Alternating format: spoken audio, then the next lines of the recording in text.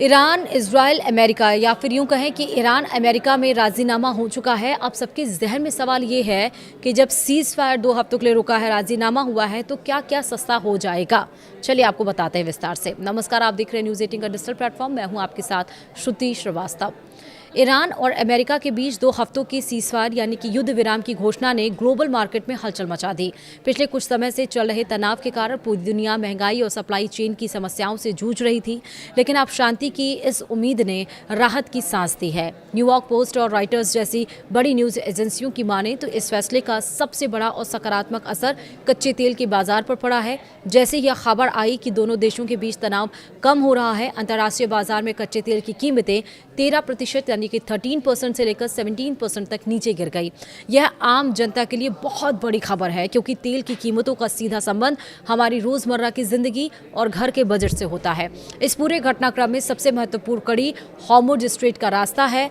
Investing.com India की report बताती है कि यह समुद्री रास्ता दुनिया के लगभग 20% तेल और LNG की सप्लाई के लिए रीढ़ की हड्डी माना जाता है। ईरान के साथ तनाव की वजह से इस रास्ते पर खतरा मंडरा रहा था, लेकिन अब सीज फायर के बाद सप्लाई फिर से पूरी क्षमता के साथ खुलने की उम्मीद बढ़ गई है। अब सप्लाई सुचारू होती तो ऊर्जा की कीमतों में अपने आप गिरावट आने लगती है। रॉयटर्स के अनुसार इस कदम से वैश्विक अर्थव्यवस्था पर महंगाई का दबाव काफी हद तक कम हो सकता है और इसका सीधा फायदा भारत जैसे देशों को मिलेगा, जो अपनी जरूरत का अधिकांश तेल आयात करते हैं। भारत के नजरिए से देखें तो सबसे पहले राहत पेट्रोल और डीजल की कीमतों में देखने को मिल सकती है। द संडे गार्जियन की एक रिपोर्ट के मुताबिक कच्चा तेल सस्ता होने से रिफाइनरी की लागत घट जाती है। चूंकि कच्चे तेल के दाम पहले ही 13% से 15% तक गिर चुके हैं, इसलिए उम्मीद की जा रही है कि अगले 7 से 10 दिनों में इसका असर भारत में भी दिखेगा।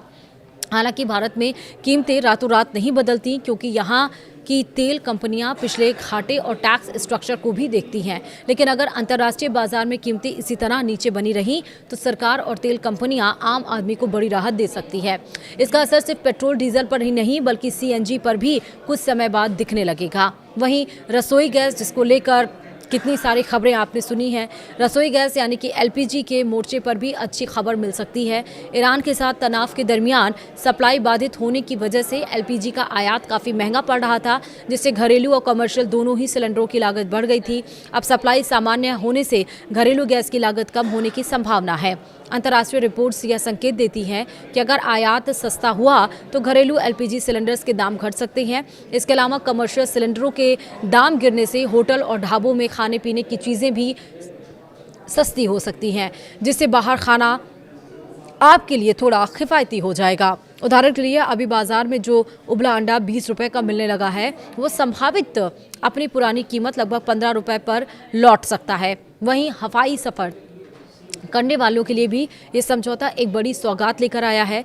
द इकोनॉमिक टाइम्स की रिपोर्ट्स के अनुसार किसी भी एविएशन कंपनी के कुल खर्च का लगभग 35% से 45% हिस्सा ATF यानी कि हवाई ईंधन पर खर्च होता है।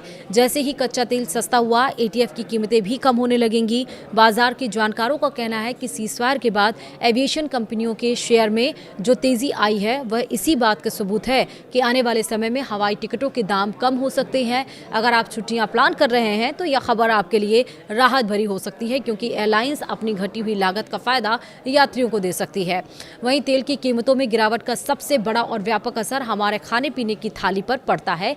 जब डीजल सस्ता होता है तो सामान को एक जगह से दूसरी जगह ले जाने वाला ट्रांसपोर्ट खर्च काफ़ी कम हो जाता है। इसका सीधा मतलब ये है कि मंडियों तक पहुंचने वाली सब्जियां, दूध, फल और अनाज के दाम गिर सकते हैं। इसके अलावा FMCG सामान और ई-कॉमर्स कंपनियों की डिलीवरी लागत भी कम होगी, क्योंकि इन सभी चीज़ों की अंतिम कीमत में ट्रांसपोर्टेशन का एक बड़ा हिस्सा शामिल होता है। इससे डीजल की कीमतों में मामूली कटौती भी आम आदमी के महीने भर के राशन का बिल कम करने में मदद करती है।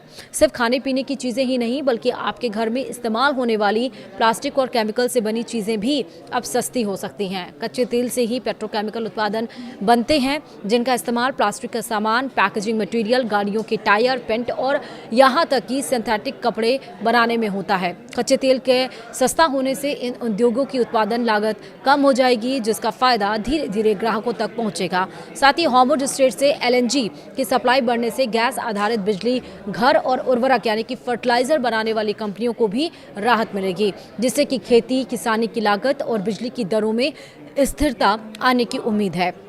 हालांकि इन सब बदलावों के बीच ये समझना होगा कि कीमतों में गिरावट का यह असर तुरंत नहीं दिखता। एक्सियोसिस की यह रिपोर्ट में स्पष्ट किया गया है कि शिपिंग को पूरी तरह सामान्य होने और नई कीमतों के बाजार में लागू होने में करीब 1 से 3 हफ्ते का समय लग सकता है। साथ ही यह भी ध्यान रखना जरूरी है कि यह सीज़फायर अभी अस्थायी है। अगर यह स्थायी शांति में बदलता है और सरकार अपनी तरफ से टैक्स में थोड़ी कटौती करती है, तभी आम आदमी को इसका पूरा लाभ मिल पाएगा। वीडियो में इतना ही। नमस्कार।